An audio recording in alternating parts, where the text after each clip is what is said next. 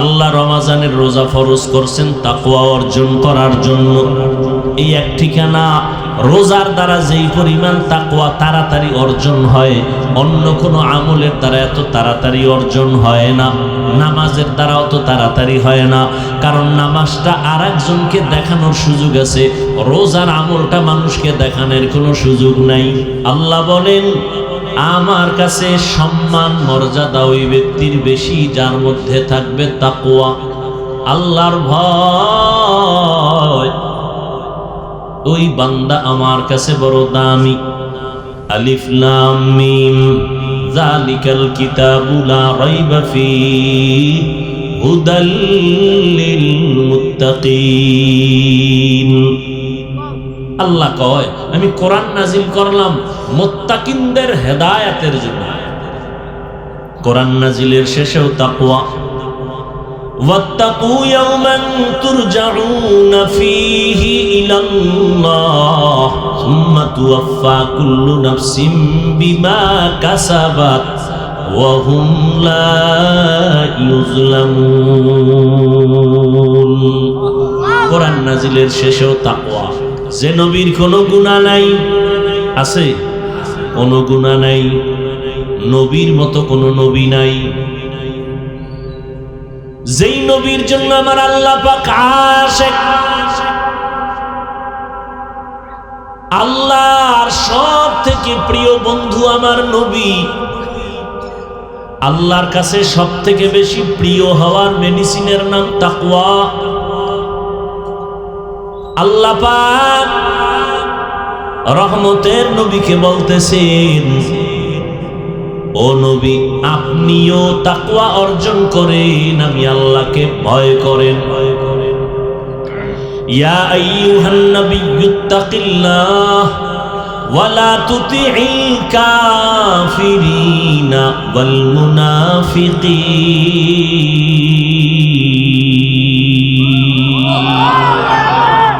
হে নবী, আপনি আমাকে ভয় করেন, তাকওয়া অর্জন করেন, কাফের মুনাফিকের অনুসরণ করবেন না। তাকওয়া বড় দামি সম্পদ। সমস্ত নবীকে আল্লাহ বলেন তাকওয়ার দাওয়াত দিতে থাকেন। তাকওয়া বড় দামি একটি সম্পদ। আল্লাহ কোরআন নাজিল করলেন, তাকওয়া যাদের আছে তাদেরকে হেদায়েত করবে কোরআন। তাকওয়া মানে আল্লাহর ভয়। এখানে সবাই মনে মনে বসে ভাবতেছেন সবাই আপনার আল্লাহকে ভয় করেন। আসলে ভয়ের হাকিকতটা কি, নমুনা কি? আসলে আল্লাহকে কারা ভয় করি?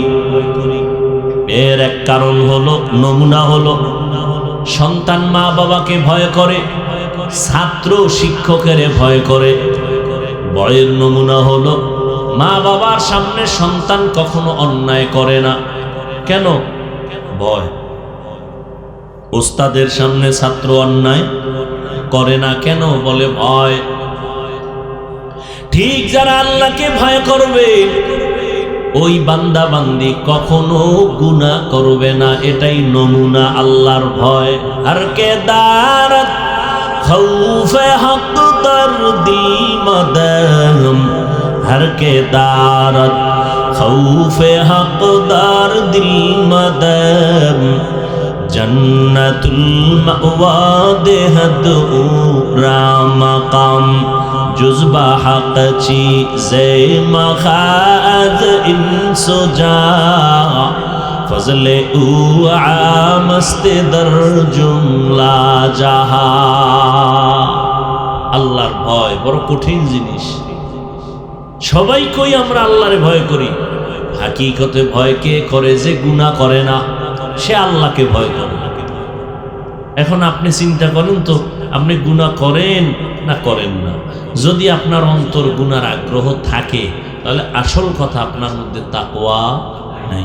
আর যদি দেখেন না আসলে আমার আগ্রহ নাই, অনিচ্ছায় হয়, আর হওয়ার সাথে সাথে তওবা করে নেই, তাহলে 100 আপনার কাছে কি আছে? তাকওয়া আছে। আর আপনার কাছে তাকওয়া থাকলে পুরস্কার দুনিয়াতে 6টা, আখেরাতে 2টা। কোনো পেরেশানি আপনার নেই। বিপদ আসতেছে আকাশ কালো মেঘের মতো, কিন্তু আল্লাহর ভয় নিয়ে চলবেন। দুরাকাত নামাজ পড়বেন, সালাম ফিরানোর পরে দেখবেন বিপদ নাই, আসার আগে নাই। হেফাজতের মালিককে। সাগরের মধ্যে জাহাজ চলতেছে, মালবাহী জাহাজ। হঠাৎ খবর আসলো সমুদ্রের ভেতরে তুফান, ওই তুফানে জাহাজ ডুবে গেল। মালিকের কাছে খবর চলে আসলো। একজন মালিক বলে, আল্লাহর জাতের কসম, আমার জাহাজ ডুবে নাই।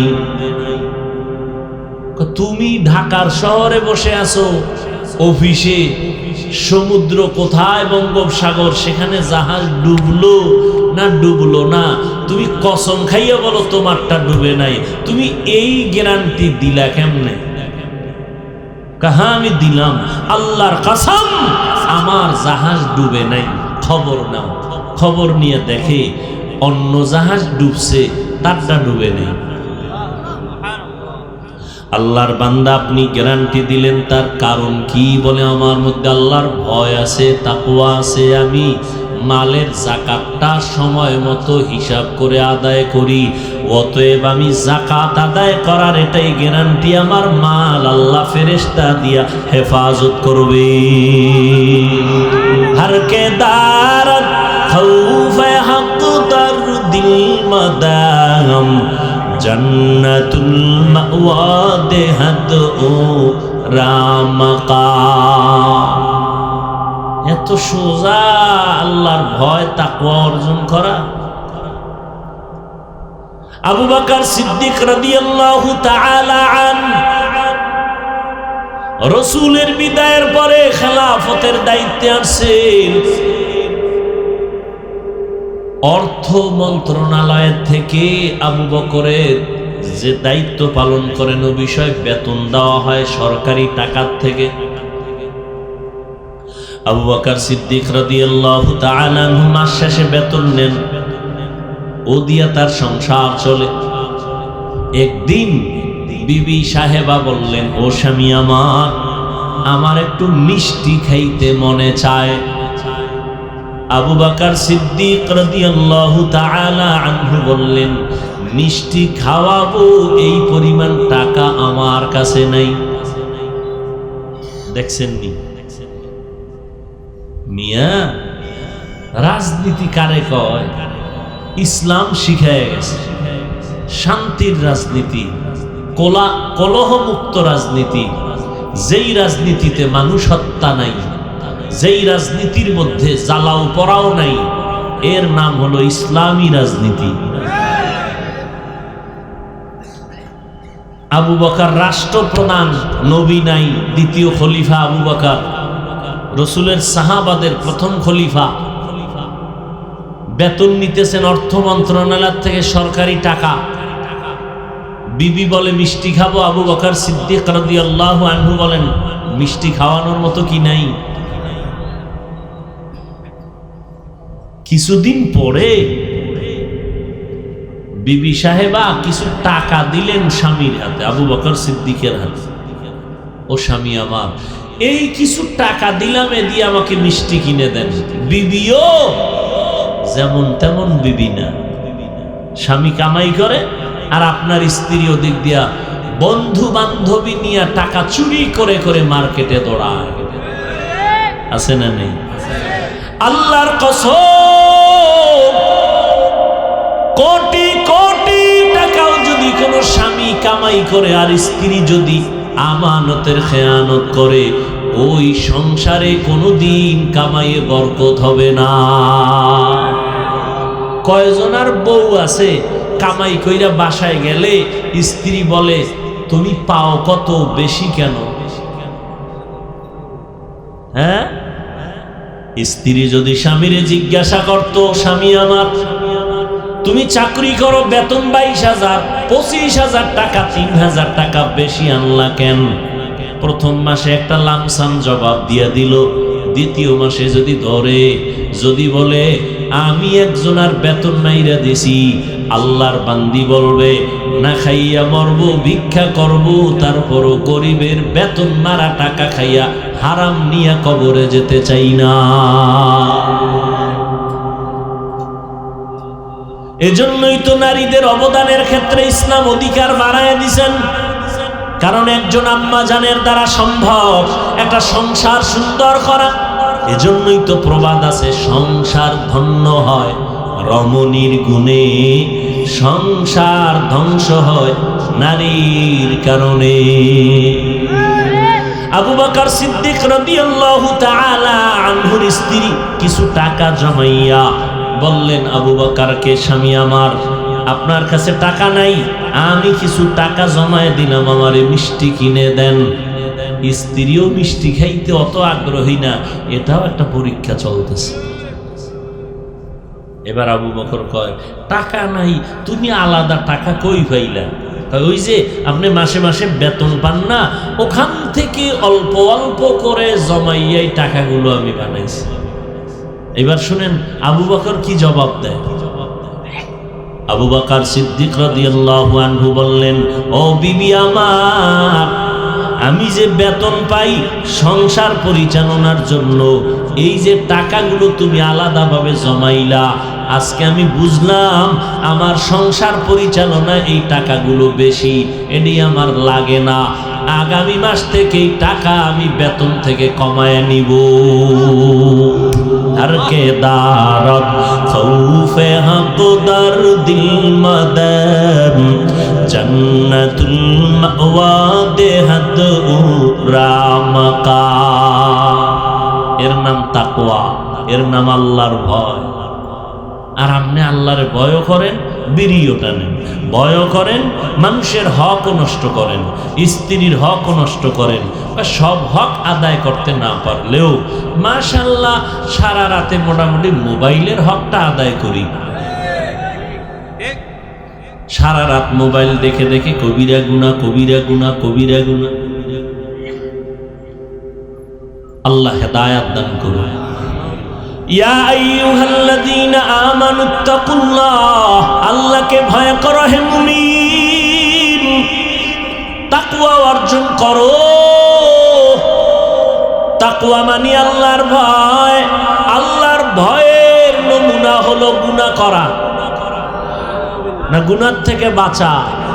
এজন্যই তো নবী বলেন, কালান নবী সাল্লাল্লাহু আলাইহি ওয়া আলিহি ওয়াসাল্লাম, ইত্তাকিল মাহারিম তাকুন আবাদান নাস।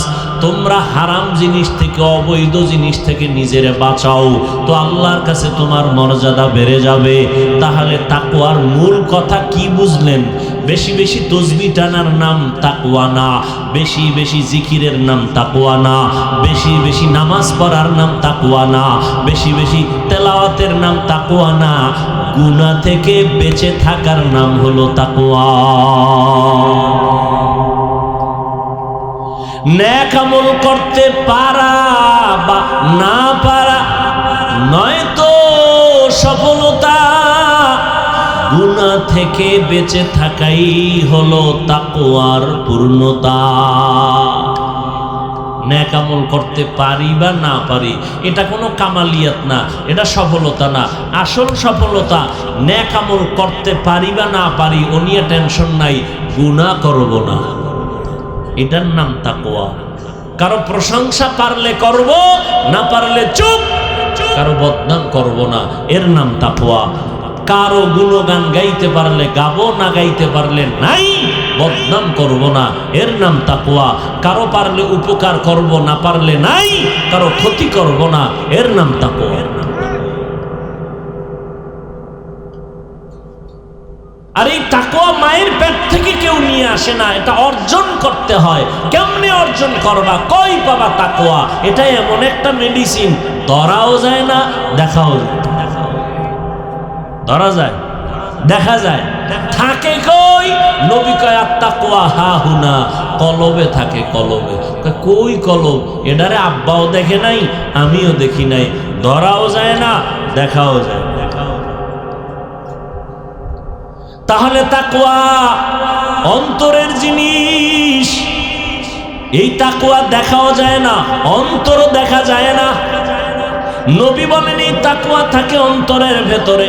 কেমনে তুমি তাকওয়া ঢুকাইবা? ঠিকানা কি? বলে আল্লাহ পাক রব্বুল আলামিন ঠিকানা দিলেন কুনু মা'আস সাদিকিন, সত্যবাদী যারা তাদের সাথে সম্পর্ক লাগাও, তাকওয়া মেডিসিন তোমার ভেতরে চলে আসবে। লিকুল্লি শাইইন মা'দিনুন ওয়া মা'দিনুত তাকওয়া কুলুবুল আরিফিন, সমস্ত ভালো জিনিসের একটা গোডাউন আছে, তাকওয়ার গোডাউন হলো আল্লাহ তাআলার যারা আরেফ বান্দা তাদের কলব, এটা হলো তাকওয়ার গোডাউন। সবার কলব না, আল্লাহর প্রিয় বান্দা তাদের কলব হলো তাকওয়ার গোডাউন। তার সাথে সংযোগ লাগাও, তার কলবের আকর্ষণে তোমার কলবের ভেতরে তাকওয়া ঢুকবে, গুনাহ ছাড়া তোমার জন্য পানির মতো সহজ হয়ে যাবে। তাকওয়া অর্জন করার ঠিকানা দুইটা, এক হলো রমজানের রোজা। ইয়া আইয়ুহাল্লাযীনা আমানু কুতিবা আলাইকুমুস সিয়াম কামা কুতিবা আলাল্লাযীনা মিন ক্বাবলিকুম লাআল্লাকুম তাত্তাকুন। আল্লাহ রমজানের রোজা ফরজ করছেন তাকওয়া অর্জন করার জন্য। এই এক ঠিকানা।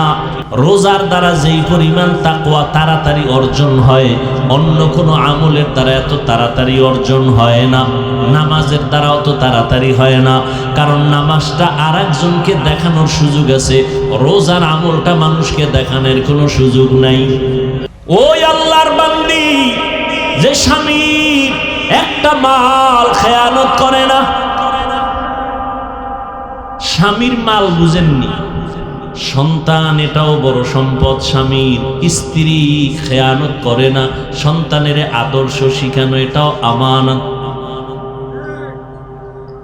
কারণ একটা সন্তান ভালো হয় মায়ের আদর্শের কারণে, খারাপ হয় মায়ের আদর্শের কারণে। এ কারণেই তো ইমাম গজালি রহমাতুল্লাহ আলাই বলেন, প্রত্যেকটা সন্তানের জন্য প্রাথমিক শিক্ষিকা হলো মা। মা সন্তানের যা শিখায় সন্তান তাই শিখে। মা সন্তানের ডেডি শিখাইলে তাই শিখবে, মা সন্তানের আল্লাহ শিখাইলে তাই শিখবে। এরে পর্দার আড়ালের আম্মা জান, আপনাদের মর্যাদা অনেক বেশি। এমনি আল্লাহ দেন নাই।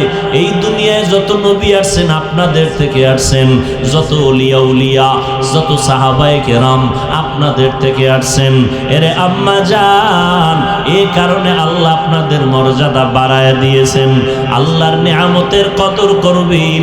স্ত্রীর জন্য একজন নেককার স্বামী বড় নিয়ামত, মা বাবার জন্য নেককার সন্তান বড় নিয়ামত। আল্লাহর নিয়ামতের শুকর আদায় করবেন। কয়দিন আর বাহাদুরি করবেন? জীবনে চালাকি তো কম করেন নাই। আমার মাওলা কত চালাকের বাসের চাক্কার নিচে ফালাইয়া দিছে, শেষ চালাকি সেখানে শেষ। আচ্ছা, বড় কঠিন। আজকে কে পীর কে মুরিদ কত সম্মান, যেদিন সাদা কাপুনে ডুববে কে পীর কে মুরিদ কোনো ভেদাভেদ থাকবে, সব একাকার হয়ে যাবে। পীর সাহেবের কাফনের উপরে লেখা থাকবে পীর সাহেবের লাশ। হ্যাঁ, দুনিয়া মে হো দুনিয়া কা তলবগার না হো, বাজার সে গুজর হো, खरीदार ना हो। दुनिया में हो दुनिया का तलबगार ना हो, बाजार से गुजर हो, खरीदार ना हो। ये दुनिया एक मिसल कागज फूल है, ये दुनिया एक मिसल कागज फूल है। जिंदगी में बंदगी तू करना है, जिंदगी में बंदगी तू करना है। जिंदगी बे बंदगी शर्मिंदा है,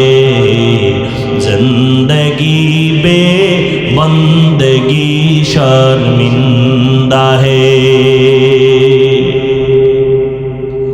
এরে আল্লাহর গোলাম ও যুবক, কয়দিন আর দুনিয়ায় বাঁচবি রে যুবক? এমন একটা দিন নাই যুবকের লাশের খবর নাই। পানির নিচে যুবকের লাশ, গাড়ির নিচে যুবকের লাশ, ঘুমের বিছানায় যুবকের লাশ। ও আল্লাহর বান্দারা, কত কপাল আমার সামনে দেখলাম, চলে গেল মুহূর্তের ভেতরে। কয়দিন আর বাহাদুরি করবা?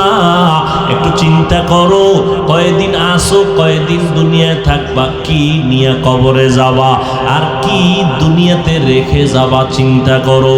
আল্লাহর ভয় অন্তরে জমা করে নেও। ওরে আল্লাহর বান্দারা, আল্লাহর মোহাব্বত অন্তরে জমা করো। আল্লাহ পাক বলেন, আল্লাহর প্রিয় বান্দা যারা সাদিকিন তাদের বন্ধু হইয়া থাকো। কতক্ষণ থাকবা? অন্তরে তাকওয়া যতক্ষণ ঢুকবে না ততক্ষণ পর্যন্ত আল্লাহওয়ালাদের সোহবত অর্জন করো।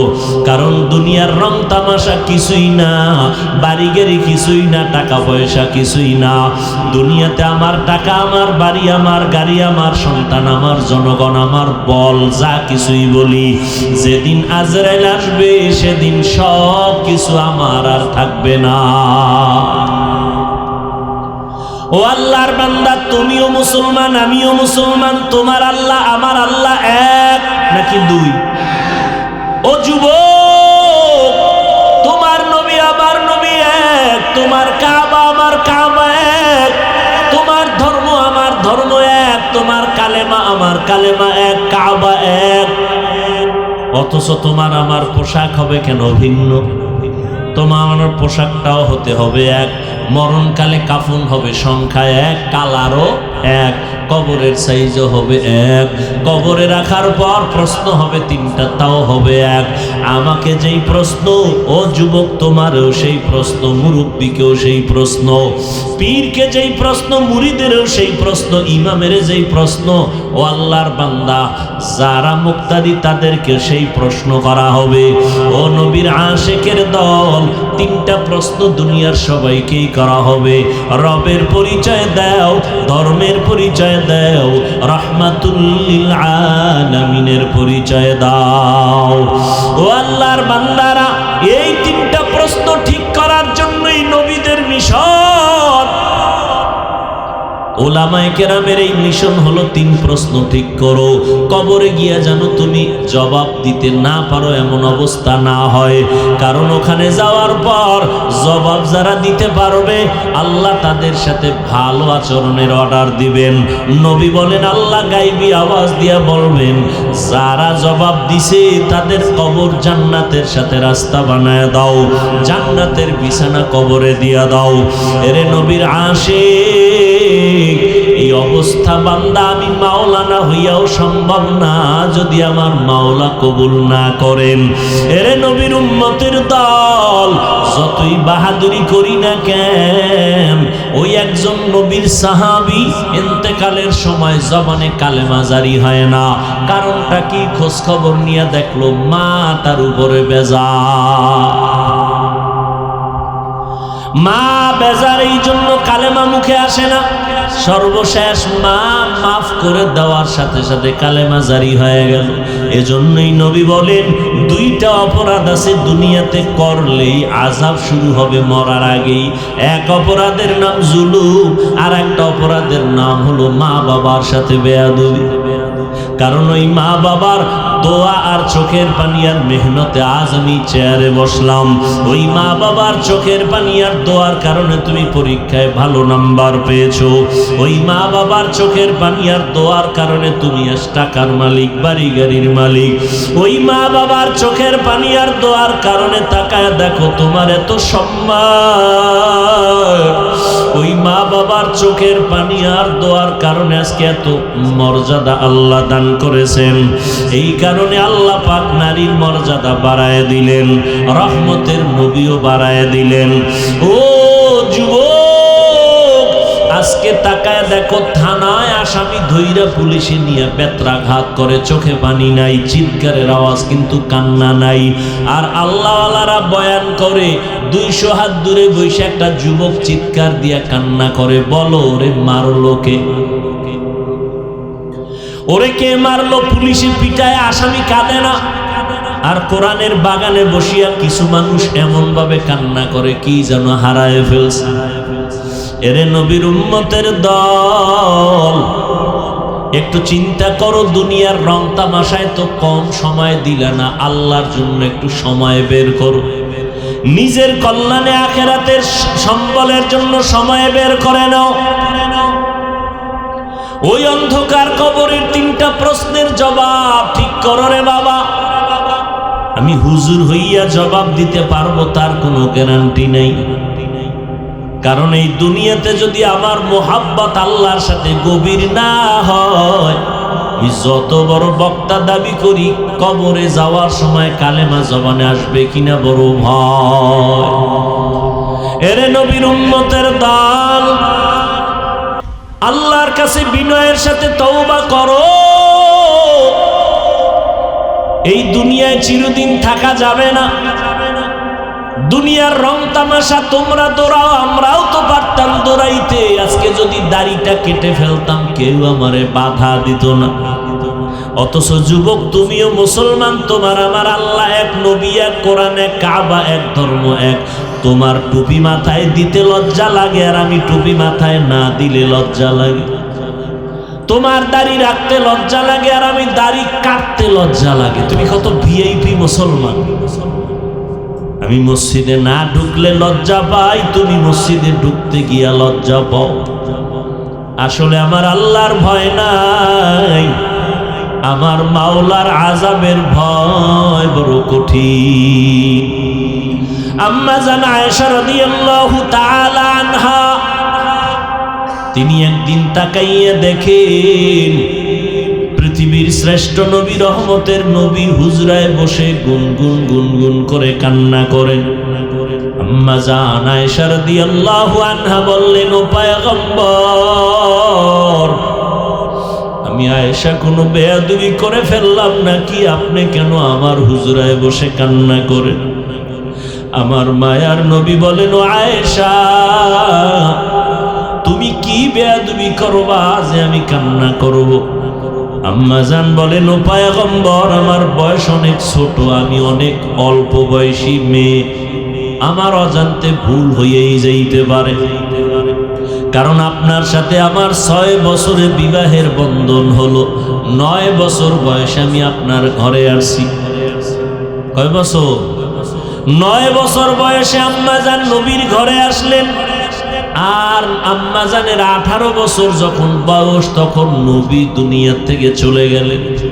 হিসাবটা বুঝে থাকলে বলবেন, আম্মা জান নবীর ঘর করলেন কয় বছর?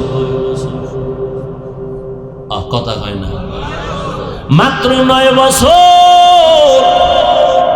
এই 9 বছরে নবীর থেকে কি পাইলেন আম্মা জান? 18 বছরের নারী।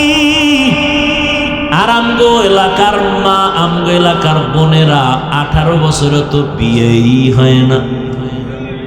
আর আম্মা জান আয়েশা রাদিয়াল্লাহু আনহার 18 বছর বয়সে নবী চলে গেলেন, নবীর ঘর করলেন 9 বছর। এই 9 বছরে নবীর সোহবতে কি পাইলেন আমার আম্মা জান? আমার আম্মা জান বলেন, আমি 2000-এর উপরে হাদিসের হাফেজা হয়ে গেছি। এরে পর্দার আড়ালের আম্মা জানেরা, আপনারা তো আম্মা জান আয়েশার মতো একজন ধন্য নারী। আপনারা তো খাদিজা রাদিয়াল্লাহু আনহার মতো দামি নারী, ফাতেমা রাদিয়াল্লাহু তাআলা আনহার মতো দামি নারী। আপনারা তো ইসমাইল নবীর মা হাজেরা আলাইহা সালামের মতো দামি নারী, ঈসা নবীর মা মারিয়াম আলাইহা সালামের মতো দামি নারী। আপনারা তো বেঈমান ফেরাউনের স্ত্রী, নাম কি? আসিয়ার মতো দামি নারী। যেই ফেরাউন আমার আল্লাহর সাথে চ্যালেঞ্জ দিয়া নিজের খোদা দাবি করলো, আমার মাওলার কুদরত ওই ফেরাউনের ঘরে তার আপন স্ত্রী আসিয়া জান্নাতি হইয়া কবরে গেল। মদিনার নবী বলেন, ও উম্মতেরা, জান্নাতের মধ্যে আমি মুহাম্মদের সাথে আসিয়ার সাথে বিয়া হয়ে যাবে। ও পর্দার আড়ালের আম্মা জানেরা, আপনাদের এত সম্মান আল্লাহ দান করেছেন। আপনারা নবীদের মায়ের মতো মা, সাহাবায়ে কেরামদের মায়ের মতো মা, আলেমদের মায়ের মতো মা। এই দুনিয়ায় যত সন্তান আসছে ভালো সব আপনাদের অবদান। আখিরাতের লাইনে হোক দুনিয়ার লাইনে হোক, মায়ের অবদানের কারণে। চেয়ারম্যান সাহেবের ব্যবহার ভালো, এমপি সাহেবের ব্যবহার ভালো, কোটিপতির ব্যবহার ভালো, ওসি সাহেবের ব্যবহার ভালো, ডিসি সাহেবের ব্যবহার ভালো। আল্লাহর কসম এগুলো তাদের ব্যক্তিগত বাহাদুরি না, সব মায়ের অবদান। মায়ের অবদানের কারণে সন্তানের আচার আচরণ আদর্শ ভালো। এই জন্য বলি, ও যুবক, মা বাবার দোয়া নিয়ে সামনে আগাও। মা বাবা যখন দোয়া করে আরশে আজিমে যাইতে মাঝখানে কোনো পর্দা থাকে না। আর ওই মা বাবার দোয়া না থাকার কারণে আজকে তোমার মতো কত বান্দা নামাজ পড়ে রাস্তায় গাড়ি চালায়, তুমি কেন পারো না? তোমার কপাল খারাপ। তোমার মতো যুবক নদীর মধ্যে মাছ ধরে নামাজ ছাড়ে না, তুমি কেন পারো না রে বাবা? তোমার মতো যুবক তাকায় দেখো, 5 বেলার নামাজ পড়ে র্যাব আর্মি পুলিশ বিডিআরের চাকরি করে, তুমি কেন পারো না? ইসলাম তো তোমারে চাকরি করতে নিষেধ করে নাই, স্কুল কলেজে পড়তে নিষেধ করে নাই। ও আল্লাহর বান্দা, তুমি ডাক্তার হও, ইঞ্জিনিয়ার হও, প্রফেসর হও, তবে বেয়াদব হইও না। মা বাবার সাথে বেয়াদবি করো না। তোমার আচরণে যেন উলামায়ে কেরাম কষ্ট না পায়, মা বাবা কষ্ট না পায়, মুরব্বীরা কষ্ট না পায়। ওই মা বাবার দোয়া নিয়ে সামনে আগাও। ও পর্দার আড়ালের আম্মা জানেরা, আপনাদের মতো কত মা এখনো খুঁজলে পাওয়া যাবে। 5 বেলার নামাজ পড়ে, তাহাজ্জুদ পড়ে, সন্তানকে আদর্শ মানুষ বানানোর জন্য মেহনত করে, স্বামীর মাল খেয়ানত করে না, হেফাজত করে, 5 বেলার নামাজ পড়ে। ও আম্মা জানেরা, আপনারা কেন পারবেন না? আল্লাহর কাছে তওবা করে নেন, আল্লাহর আযাবকে মিথ্যা মনে করবেন না। আজকে আমিও প্যান্ট শার্টটাই লাগায় যদি দাড়ি কেইটা রাস্তায় চলতাম, কেউ আমারে বাধা দিত না। এরপরও কত গালি, কত কষ্ট, তারপরেও তো আমরা দাড়ি ফালাই না। 12টা মাস মানুষের দাঁড়ে দাঁড়ে ঘুরিয়া পায়ে ধরে ধরে বয়ান করি, না খানা আছে, না ঘুম আছে, না অসুস্থতার কোনো চিকিৎসা আছে। এত কষ্টর পর কেন টুপি ফালাই না, নামাজ ছাড়ি না? একমাত্র জাহান্নামের আযাবের ভয়। আল্লাহর কোরআন সত্য, গুনাহ নিয়ে কবরে গেলে আযাব হবে তাও সত্য। আম্মা জান আয়েশা বলেন, ইয়া রাসূলুল্লাহ, আমার বেয়াদবি হইয়া যাইতে পারে, সেই ভয় আমি পাইতেছি, আপনি কাঁদেন মনে হয়। আল্লাহর নবী বলেন, আয়েশা না, তোমার বেয়াদবি না তো আপনি কাঁদেন কেন? মায়ার নবী বলেন, ও আয়েশা, হাসরের ময়দানে ভয়ঙ্কর হালাতের কথা আমার মনে পড়েছে, এই জন্য আমি চোখের পানি ছেড়ে কান্না করি রে আয়েশা। আম্মা জান আয়েশা বলেন, ইয়া রাসূলুল্লাহ, একটু বলবেন হাসরের ভয়ঙ্কর অবস্থাটা কেমন হবে? আমার মায়ার নবী কাঁদেন আর বলেন, ও আয়েশা, কিয়ামতের ময়দান হবে এই জমিন, মানুষগুলো সব উলঙ্গ দাঁড়াবে। একটা মানুষের শরীরে পোশাক থাকবে না, নারী পুরুষ সব উলঙ্গ দাঁড়াবে। আম্মা জান বলেন, ইয়া রাসূলুল্লাহ, নারী পুরুষ উলঙ্গ দাঁড়াবে আলাদা জায়গা নাকি এক মাঠে দাঁড়াবে? একটু কি লজ্জা লাগবে না রে নবী? মায়ার নবী বলেন, ও আয়েশা, হাসরের ময়দানে এমন ভয়ঙ্কর অবস্থা হবে, ময়দানে একদিকে সূর্যের গরম, অপরদিকে জাহান্নামের আগুনের গরম, অন্যদিকে আমার আল্লাহ পাকের রাগান্বিত আওয়াজ, লিমানিল মুলকুল ইয়াউম লিল্লাহিল ওয়াহিদিল কাহ্হার। আল্লাহ পাকের রাগান্বিত আওয়াজ যখন শুরু হবে, হাসরের ময়দানটা থরথর করে কেঁপে উঠবে। মানুষগুলো পাগলের মতো হয়ে যাবে। আয়েশা, কেউ কারো দিকে তাকানোর কোনো সুযোগ হবে না। মানুষগুলো কান্নায় বিভোর। এমন এক ভয়ঙ্কর হালাত হবে, নবীদের কোনো গুনাহ নাই, কিন্তু এই হালাতে নবীরা পর্যন্ত কান্নায় বেকারার। আদম নবী কাঁদবেন আর বলবেন, আল্লাহ আমারে বাঁচাও। জাহান্নামের গরম সহ্য করা যায় না, সূর্যের গরম, জমিনটা তামা হয়ে যাবে, সহ্য করা যাবে না। ঈসা নবী কাঁদবেন, আল্লাহ আমার উপায় কি হবে। মুসা নবী কাঁদবেন, আল্লাহ আমার উপায় কি হবে। উম্মতের কথা ভুলিয়া যাবেন তারা সবাই। উম্মতেরা আদম নবীর কাছে দৌড়ায় যাবে সুপারিশের জন্য, সুপারিশ পাবে না। ঈসা নবীর কাছে যাবে, সুপারিশের জন্য করবে না। মুসা নবীর কাছে যাবে, উম্মতেরা সুপারিশের জন্য করবে না, বলবে যাও। হাসরের ময়দানে আমার কি উপায় হবে। আমি সেই চিন্তায় বিভোর। আম্মা জানায় সাও চোখের পানি ছেড়ে কান্না করেন আর বলেন, ইয়া রাসূলুল্লাহ, তখন উম্মতের উপায় কি হবে। আল্লাহর নবী বলেন, আয়েশা, ওই সময় উম্মতেরা একটা জায়গায় গিয়া আমারে তালাশ করবে। আমাকে খুঁজতে খুঁজতে গিয়া দেখবে আমি মাকামে মাহমুদের মধ্যে সিজদায় পড়ে আছি। আমি আমার মাওলার কুদরতির সামনে সিজদায় পড়ে কান্না করব। ঈসা নবী কাঁদবেন তার নিজের জন্য, মুসা নবী কাঁদবেন তার নিজেকে বাঁচাবার জন্য, ইব্রাহিম নবী কাঁদবেন তার নিজেরে বাঁচানোর জন্য। উম্মতেরা আমার কাছে হাজির হয়ে যাবে। আমি সিজদায় পড়ে কান্না করব, তবে একবারও বলবো না ও আল্লাহ আমারে বাঁচাও। আমি কান্না করে বলবো, আল্লাহ আমার উম্মতেরে বাঁচাও। আমার একটা উম্মত যেন জাহান্নামে না যায়। আমি আমার উম্মতের জন্য তো পাগল।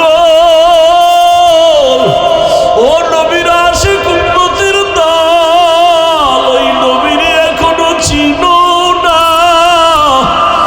আমার নবীর জন্য জঙ্গলের হরিণী পাগল। আমার মায়ার নবীরে হরিণী চিনলো, বাতাস চিনলো, সূর্য চিনলো, চাঁদ চিনলো, জঙ্গলের প্রাণীরা চিনলো, আর তুমি উম্মত হইয়া নবীরে চিনলা না। আজকে এত বয়ান, তাবলীগওয়ালাদের বয়ান, পীর সাহেবদের বয়ান, বক্তাদের বয়ান, জুমার দিন খতিব সাহেবদের বয়ান, এত বয়ান শোনার পরও কেন বাবা দাড়িটা কামাইয়া নবীরে কষ্ট দাও। ও আল্লাহর বান্দার, আমরা দাড়ি রাখার কারণে তো সম্মান কমে নাই, টুপির কারণে তো আমাকে ইজ্জত নষ্ট হয় নাই। আমরা নবীর মোহাব্বতে আল্লাহর জন্য নামাজ পড়ি, পর্দা করি, হালাল খাই, কই আমরা তো না খাইয়া মরি নাই। সম্মান কমে নাই রে বাবা। তুমি কোন ধান্দায় পড়ে আজকে দাড়ি কাটো, নামাজ পড়ো না? মাওলার কি ভয় নাই? হাসরের ময়দানের ভয় আমার নবী কাঁদেন। আম্মা জান আয়েশা রাদিয়াল্লাহু আনহাও কান্না করেন। আম্মা জানকে নবী বলেন, ও আয়েশা, আমি তখন কান্না করব, আল্লাহ আমার উম্মতের বাঁচাও। আমার কান্না দেখে আল্লাহ বলবে, নবী আপনি কাঁদবেন না, আমি সহ্য করতে পারি না, মাথা উঠাইয়া দেন। আর আপনাকে আমি সান্ত্বনা দিতেছি রে নবী, আপনার উম্মতগুলো আপনি বাছাই করে করে জান্নাতের ময়দানের দিকে নিয়ে যান। আম্মা জান বলেন, নবী তখন আপনি কি করবেন? নবী বলেন, তখন আমি খুশিতে আমার উম্মতগুলো ধরে ধরে আমি জান্নাতের দিকে নেওয়ার চেষ্টা করব। আম্মা জান বলেন, ও নবী, হাজার কোটি কোটি কোটি কোটি মানুষের মধ্যে আপনার উম্মত কেমনে চিনবেন? আমার মায়ার নবী বলেন, ও আয়েশা, আমার খাঁটি উম্মত যারা দুনিয়াতে 5 ওয়াক্ত নামাজ পড়তো ওযু বানাইয়া, হাসরের কঠিন সময় আমার উম্মতের ওযুর অঙ্গগুলো নূরের আলোতে ঝলমল করতে থাকবে। আর আমি দেখে দেখে আমার উম্মতগুলো ধরে ধরে জান্নাতের দিকে নিয়ে যাব। আমি নিজের হাতে হাউজে কাউসারের পানিগুলো পান করাইতে থাকবো লাইনে দাঁড় করাইয়া। আমার উম্মতেরা আমার হাতে এক পেয়ালা পানি পান করবে হাউজে কাউসারের, আর জীবনে পিপাসা লাগবে না। হাউজে কাউসারের পানি পান করার লাইনে আমার উম্মতেরা দাঁড়ায়া পানি পান করবে সিরিয়ালে। এক পর্যায়ে দেখা যাবে একদল উম্মতেরা পানি পান করে গেল, আর একদল এখনো বাকি, কিন্তু পর্দা সামনে আটকায় দিল ফেরেশতারা। আমি বলবো ফেরেশতা আমার উম্মতেরা লাইনে দাঁড়ানো, পর্দা ফালাইলা কেন বলো? ফেরেশতারা বলবেন নবী আপনি জানেননি এই উম্মতগুলো যারা এখন পর্দার বাহিরে আছে, আর আপনি দুনিয়া থেকে যাওয়ার পরে আপনার সুন্নাত মানে নাই, বিরোধিতা করত, নামাজ পড়তো না, উলামায়ে কেরাম পাও ধরে ধরে নামাজের বয়ান করত, নামাজ পড়তো না, আলেমের বিরোধিতা, কোরআনের বিরোধিতা, আল্লাহর মহাব্বতের বিরোধিতা, নবীর সুন্নতের বিরোধিতা করত। নবী বলেন আয়েশা তখন আমি রাগ অন্তরে আসবে, আমি বলবো সোহকান সোহকান লিমান গায়্যারা মিন বাদি, তোমরা আমার থেকে ভেগে যাও, তোমরা আমার উম্মত না, আমি তোমাদের নবী না। ও জাগুয়ার মুসলমান, ও যুবকেরা, ও বাবাজিরা, ও পর্দার আড়ালের মা বোনেরা, সাহাবায়ে কেরামরা জান্নাতের টিকিট পাইয়াও মরণ পর্যন্ত কান্নার আওয়াজ। এত আমল, এত আলেম, এত তাকওয়ার পরও তারা কান্না বন্ধ করেন নাই। আর আপনার আমার তাদের তুলনায় কোনো ইলম নাই, কোনো আমল নাই, তাকওয়ার গন্ধ নাই, আবার চোখে কোনো কান্নাও নাই। নিজেও কান্না করি না, কেউ কান্না করবে তাও পছন্দ করি না। নিজেও নামাজ পড়ি না, অনেকে নামাজ পড়ে পছন্দ করি না। কেমন কপাল আপনার, নিজেও দাড়ি রাখেন না, কেউ দাড়ি রাখবে তাও পছন্দ করেন না। নিজেও হালাল খান না, কেউ হালাল ভাবে খাবে তাও পছন্দ করেন না। ওরে আল্লাহর নবী যদি ওই দিন পর্দার বাইরে ফালাইয়া বলে ভেগে যাও, একটু চিন্তা করেন তখন উপায় কি হবে? আল্লাহর অর্ডার হয়ে যাবে এদের জাহান্নামের শিকল লাগাইয়া ধরো, এদের জাহান্নামের শিকল লাগাইয়া ভালো করে বেঁধে জাহান্নামের দিকে নিয়ে যাও। ও আল্লাহর বান্দারা একটু তাকায়া দেখেন, এত গরম, দিনের বেলা সূর্যের আলো ছিল, গরম ছিল, রাতের বেলা সূর্য নাই, তারপরে এত গরম সহ্য করা যায় না। ফ্যানের বাতাস, এসি দিয়াও শরীর ঠান্ডা হয় না রে বাবা। এই গরম সহ্য করতে পারি না, একটা মশার কামড় সইতে পারি না, মশারি টানায়া ঘুমাই। আর গুনার কারণে যে জাহান্নামের আগুনের গরম, গুনাহগার হইয়া কবরে গেলে দুই পার্শ্বের মাটির চাপ কেমন করে সহ্য করবা? আল্লাহর কাছে মাথা নত করে তওবা করো। চোখে পানি যদি না আসে আল্লাহকে বলো আল্লাহ কান্নাওয়ালা চক্ষু দাও। ডানে বামে কোনো কান্নাওয়ালা বান্দা যদি পাও হাতটা বাড়াইয়া দোয়া নিতে থাকো রে বাবা। কান্নাওয়ালার দোয়া খালি হাতে ফেরত যাবে না। ও আল্লাহ কান্নাওয়ালা চক্ষু দান করেন।